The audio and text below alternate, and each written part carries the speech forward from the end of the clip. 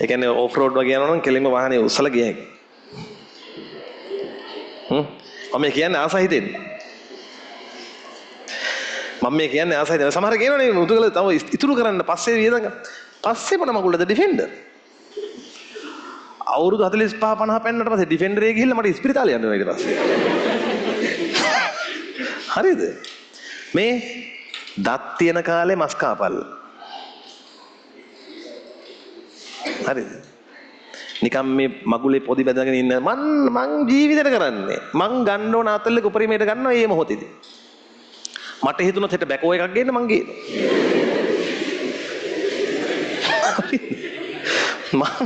මම බලන්නේ මට මොනවද කියන්නේ මං අතාල කරගන්නේ මම දැන් තනි කළුනේ. මගේ වාහනේ තිබිලා නැහැ තනි කළු ඒවා. අනේ කළු ඒවා තිබ්බේ නැහැ. මං හැබැයි ඔය වගේ ගොබ්බ වැඩත් කරගෙන තියෙනවා. මං ගත්ත මට ඔහොම හිතලා i8 එකක්. උදේ හේතුන හැන්දෑව ගෙනාවා. i8 කරලා තියෙන බොම වී කරලක් වගේ එකක්. පොඩි නිකන් වී පොත්තක් වගේ එකක් තියෙනවා.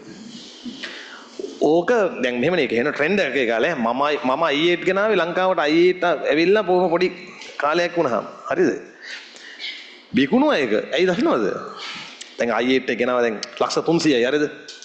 ඒ කාලේ තියෙන ලක්ෂ 300 කියන්නේ ලොකු ගානක්. දැන් මේක ලක්ෂ 900යි මේ ඩිෆෙන්ඩර් එක. එතකොට i8 දැන් කෝටි 3ක් දීලා ගෙනල්ලා දැන් මේක පියන අර ද්විබීජ පත්‍රී වගේ නේ මේක පෙති දෙකක් තියෙන මේ උඩට යන්නේ. ඒක බරාඩු එකක් එහෙම වුණොත් ඒ දොරත් එක්කම උඩ යනවා. කෙලෙම උඩට ඇරේ. එහෙම යන්නේ. ආතල් ලැබෙයි. ඉතින් දැන් මේකේ අද්දි දැන් කට්ටිය බලනවා නම් මනම් එහෙම 4 සීට් එකක් ගෙනාවේ සීට් 4යි තියෙන්නේ. පිටිපස්සේ දෙන්නෙකුට ගිය හැකි මයික්‍රෝමීටර් දෙකේ වගේ මිනිස්සුන්ට ගිය හැකි. හරි? සාමාන්‍ය මිනිස්සුන්ට අමාරුයි. කලල දෙකක් වගේ තියාගෙන ගිය හැකි. ගත්තට පස්සේ තමයි මටත් තේරුනේ අම්මට සිරි කිසි කෙනෙකුට යන්න බෑ. දෙන්නෙකුට ගිය හැකි. අපේ අම්මා ස්තෝපුවට එනකොටත් බයිනවා යනකොටත් බයි. මන් දැන් මේ ලක්ෂ 300ක් ගෙනලා පද්දමට බැනුම් අහනවා හරිද? ස්තෝපුවට එන ගානේ බයි. මොකද්ද මේ? අය යනකොටත් බයි. අප්පච්චි එන ගානේ මේක හොඳයි ලැබු එලක් කරින්නේ. මේක හොඳයි. මේක තේරුම්න්නේ ලැබු එලක් කරින්නේ. මොකද ගෙදර කිසි කෙනෙකුට යන්න හම්බෙන්නේ නැහැ. මං මේ බැනුම් ඔක්කොම ඉවසුවා. ඉවසලා ඉතින් දැන් වාහනේට තියෙන ආදරේනේ ඉවසගෙන දැන් යනවා. යද්දී පාරෙත් ඉතින් කෙනෙහිලිකම්. මිනිස්සු ආසයි කැමති පොඩිනේ බස් එලවන හැම ගණන් ගන්නෑ. නිකන් හෝන් එක ගහන හෝන් එකකට විසි වෙලා යනවා. පාරේ කෙනෙහිලිකම් ඉවසුවා. යන අය ඒවත් ඉවසුවා. තව ඉවසුවා මොනවද අම්මෝ කිසි තැනක යන්න බෑ යට වදිනවා. කිසිම තැනක යන්න බෑ යට වදිනවා. දැන් වාහනේ ගත්තේ ඉඳන් සමහර දැන් බලෙන් කතා කරන එන්න මේ අපේ මලගයක් තියෙනවා එන්න ඕනේ. මල ගෙදරකට කතා කළත් මිනිය තියනවද කියලා අහන්න කලින් මං අහන්නේ යට වදිනවද දන්නේ නැහැ. යට වදිනවද දන්නේ නැහැ. යට ඉවසුවා ඔක්කොම ඉවසුවා කියහන් දැන් හැමදේම කරන්නේ වාහනේ වෙනුවෙන්. ඔන්න මට මූ දුන්න ආතල් එක i8 එක. දැන් මම එනවා කෑගල්ලේ ඉඳන් හරිද සිංහ ගමනෙන් එනවා දැන් පාරේ කෙනෙහිලිකම් වලට ලක් වෙවි එනවා. ඒ එනකොට දැන් කොල්ලෝ හැම තියෙන වීඩියෝ කරනවා අරක ඔක්කොම තියෙනවා. පොල් ගහ වලට කිට්ටු වෙනකොට දැන් ඔන්න පාරේ පොඩි බ්ලොක් එකක්.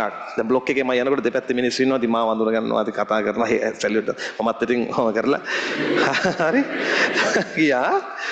ගියා ගිහින් මැදදී මේක හිටිල්ලක් බං. හරිද? මම ඉතිහාසයේ එහෙම බ්‍රේක් එකක් දැකලා නැහැ වාහනේ. එම්ම තන හිට්ටා මේක. දැන් බ්ලොක් එකේ යන්න ගත්තා විතරයි. මට එනවා පිටිපස්සේ කීකක වාහන පොලේ බස් එකෙම ඇද වෙලා හිටිනවා. දුම් යනවා. මොකද අර බ්‍රේක් ගහගෙන දැන් අපි ළඟින් යන්නේ. මොකද මේක හිටලා තියෙන්නේ එන්ජින් එකේ මොකද පොඩි කේස් එකක්. ඒ කේස් එක ආපුවම BMW හිටිනවා. ඩ්‍රයිව් ට්‍රේන් කියලා කියන්නේ ඒවා කෙලින්ම හිටිනවා. එතන හිටිනවා. ඒ කවුද කින්ද මන්ද වැඩක් නැහැ. එතන හිටිනවා. UK වලින් හරි කොහෙන් හරි ගෙන්නන්න ඕන කවුරු හරි. නැත්තම් කැරියර් එක දාලා ගෙනියන්න ඕන. මට වුණ දේ මොකක්ද? අර බ්ලොක් එක මැද්දේනේ. දැන් අර මිනිස්සු පල්ලා පැනලා මාව ඔහොම ඕවර්ටේක් කරගෙන යනවා. දන්නේ නේ මම කියලා. මම බැනුම් ගැව් ඇහිල්ලා. ඒ ඇස්සේ මං අර සැලියුට් එක දාපු උන් ටික පහුනේ ටික දුරයිනේ.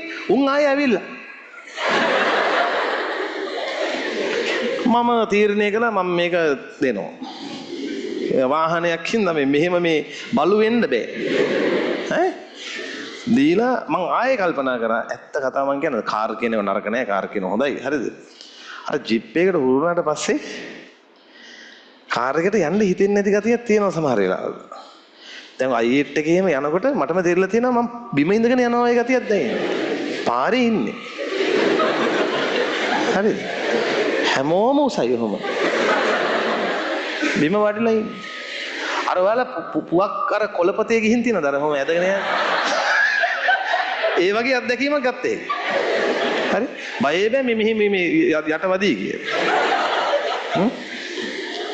මම ආයෙ කල්පනා කරා අපි අම්මේ මට ඇති මේ කතාව කියලා. හරි?